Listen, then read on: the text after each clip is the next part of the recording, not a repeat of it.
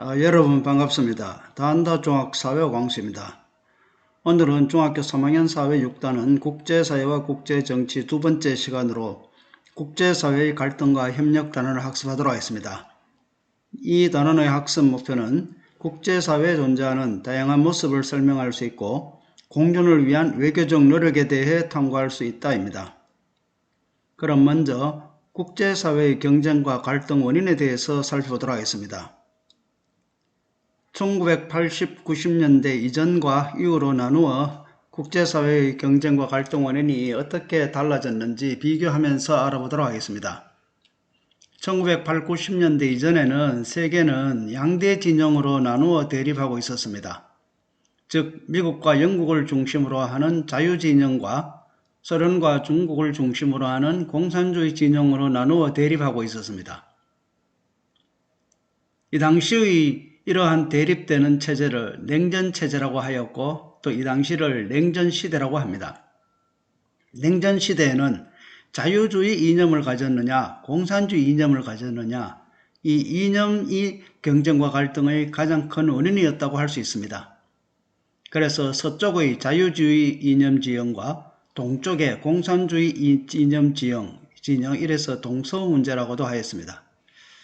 이러한 이념 분쟁의 결과로서 한국전쟁과 베트남전쟁이 발생하기도 하였습니다. 그러다가 1980, 90년 지나면서 공산주의 진영이 이 체제가 붕괴되기 시작했습니다. 소련에서는 고르바초프라는 사람이 등장하여 개혁과 개방 정책을 실시하여 소련이 해체가 되었습니다. 그래서 오늘날 러시아와 주변 각국의 국가로 분리 독립이 일어났고 중국에서는 덩 샤오핑이라는 사람이 등장하여 자유시장 경제 체제를 도입을 하였습니다. 이로써 공산주의 진영이 약화되면서 이념의 갈등은 많이 사라졌습니다. 이와 같이 공산주의 진영이 붕괴되면서 1980, 90년대 이후에는 세계는 자국의 경제적 이익 추구가 가장 우선시 되었습니다. 그러면서 국가 간의 경쟁이 더욱 치열해졌습니다. 그래서 이제 이념의 대립보다는 무역이라든지 유전, 그 다음에 영토, 민족, 자원, 종교 등 갈등의 원인이 매우 다양해지고 복잡해졌습니다. 그래서 국제사회 갈등이 오히려 증가하는 추세에 있습니다. 이와 같이 1980, 90년대 이전에는 국제사회 경쟁과 갈등 원인이 이념이었다면 그 이유는 무역, 민족, 자원, 종교, 영토 분쟁 등 갈등의 원인이 매우 다양해지고 복잡해졌다는 것을 우리는 알 수 있습니다. 자, 국제사회 경쟁과 갈등 원인을 알아보았습니다. 다음에는 이러한 국제사회 갈등의 해결 방안에 대해서 알아보도록 하겠습니다. 자, 두 나라가 지금 갈등이 발생했어요. 자, 이러한 갈등을 해결하기 위한 방안은 어떤 것이 있을까요? 그렇죠. 이 갈등 당사국 간의 외교 정책으로 해결하는 것이 가장 좋을 겁니다. 동맹이라든지 조약, 협정 등 서로의 이익을 위한 공식적인 외교 활동을 총동원하여 이 갈등 당사국 간의 외교 정책으로 평화적으로 해결하는 것이 가장 좋은 해결 방안일 겁니다. 만약 당사국 간의 해결이 어렵다면 국제법에 따른 정부 간 국제기구의 도움을 받는다든지 아니면 국제 비정부기구의 관심과 도움을 통해서 이 두 나라 간의 갈등이 잘 해결되도록 외교적으로 평화적인 방법으로 해결을 해 나가야 할 것입니다. 오늘날 세계와 더불어서 전쟁과 테러 문제, 전염병, 지구온난화, 에너지위기, 식량 가격 상승, 빈곤과 난민 문제 등 국제 문제는 오히려 많이 증가하고 있습니다. 이러한 국제 문제가 증가되고 있는 시점에서 이 국제 문제를 해결하기 위해서는 어느 때보다도 국가 간 국제사회에서 상호협력의 필요성이 더욱 커지고 있습니다. 그래서 국제법을 바탕으로 하여 많은 세계의 국제기구와 그리고 무엇보다 당사국 간의 외교정책으로 이 국제사회의 갈등을 해결해 나가는 이런 자세가 가장 중요할 것입니다. 자, 지금까지 간단하게 국제사회 갈등과 협력 단어를 학습하였습니다. 다시 한번 좀 더 자세히 정리하겠습니다. 자, 국제사회의 경쟁과 갈등 원인과 그 사례를 한번 알아보겠습니다. 오늘날 국제사회 갈등의 원인은 첫째, 자국의 경제적 실리 추구에 있습니다. 그래서 기술 개발, 지하자원 확보, 시장 개척 등을 위해서 국가 간의 갈등과 경쟁이 일어나고 있습니다. 예를 들어서 스마트폰 제조사 간 특허 소송이라든지 유럽연합의 중국산 철강 제품에 높은 관세를 부과하여 서로 국가 간의 갈등이 일어난다든지 또는 미국과 중국의 무역 갈등이라든지 이러한 것들은 모두 자국의 경제 실리 추구를 위해서 경쟁과 갈등이 일어나고 있는 사례입니다. 다음은 영토 문제를 두고 영토 문제에 대한 주권 분쟁의 사례를 한번 알아보겠습니다. 먼저 이스라엘과 팔레스타인 분쟁, 그리고 동중국해를 둘러싼 중국과 일본의 분쟁, 그리고 포클랜드를 둘러싼 아르헨티나와 영국 간의 분쟁은 다 영토에 대한 주권 분쟁입니다. 그리고 또 종교의 차이로 인한 분쟁도 빈번히 발생하고 있습니다. 예를 들어 이슬람교와 힌두교가 대립한 카슈미르 분쟁, 그리고 불교계와 힌두교계가 분쟁이 발생한 스리랑카 분쟁, 그리고 영국 웨일즈에서는 신교와 고교 간의 분쟁이 발생하기도 하였습니다. 이와 같이 종교의 차이로 인한 분쟁도 빈번히 발생하고 있습니다. 그리고 또 자원을 둘러싼 분쟁 지역도 있습니다.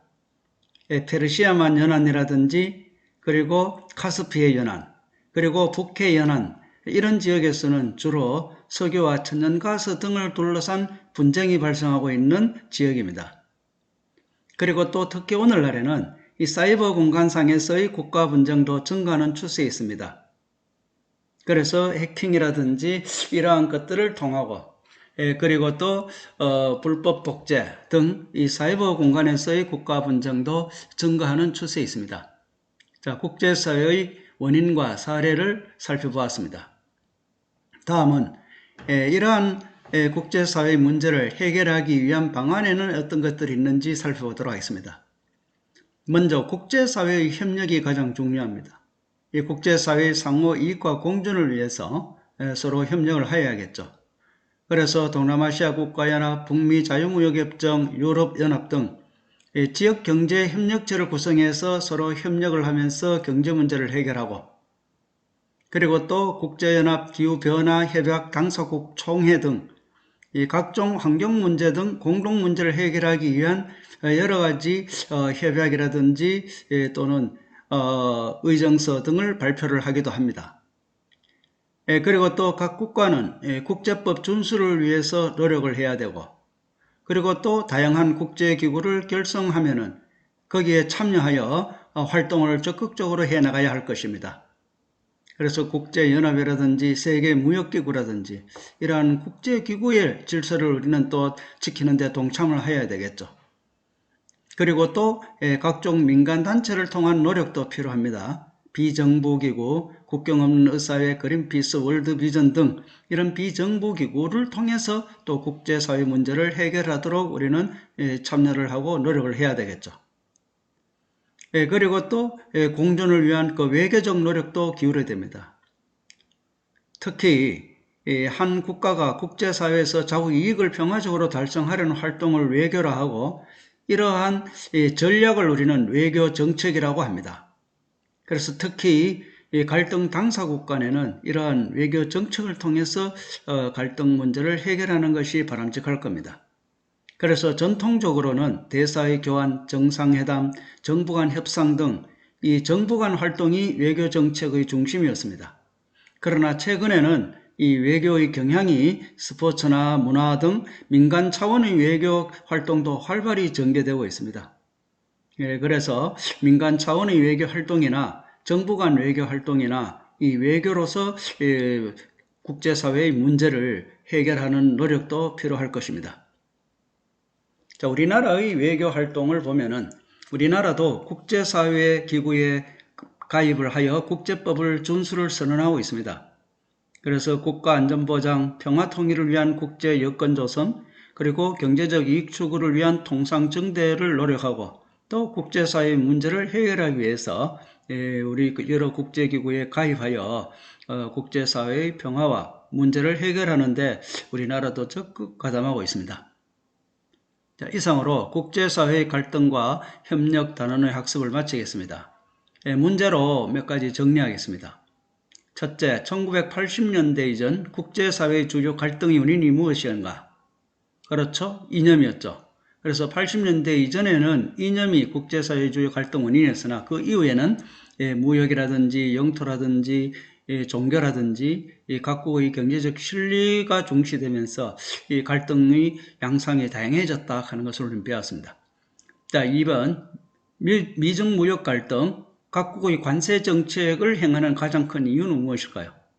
그렇죠. 이런 것들은 모두 자국의 경제적 이익을 추구하기 위해서 이러한 정책을 실시하는 거죠. 3번 카슈미르 분쟁, 스리랑카 분쟁의 원인은 무엇인가? 그렇죠. 종교였습니다. 카슈미르 분쟁은 이슬람교와 힌두교 간의 분쟁, 스리랑카 분쟁은 불교계와 힌두교계 간의 분쟁이었죠. 4번 스코틀랜드 분쟁의 당사자국은 그렇죠. 영국과 아르헨티나와 영국이었습니다. 5번 국제사회의 분쟁은 국제법이나 외교정책만으로도 해결이 가능하다. 아니겠죠. 그죠? 물론 국제법이나 외교정책으로 해결을 해야 되겠지만은 그 이외에 당사국 간의 이 무역 외교정책뿐만 아니라 이 국제기구, 각종 세계 민간단체 등 이러한 다방면에서 그 노력이 필요할 것입니다. 자, 이상으로 수업을 마치겠습니다. 다음 시간에는 우리나라와 주변 국가의 갈등과 해결 노력에 대해서 학습하겠습니다.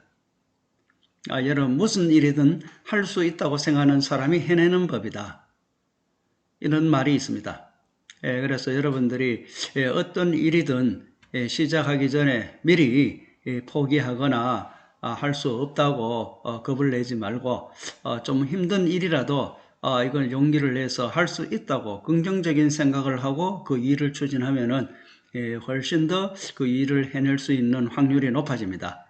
그래서 여러분들은 어떤 일이든 자신감을 가지고 여러분들이 임하면 좋겠습니다. 이상으로 수업을 마치겠습니다. 수고하셨습니다.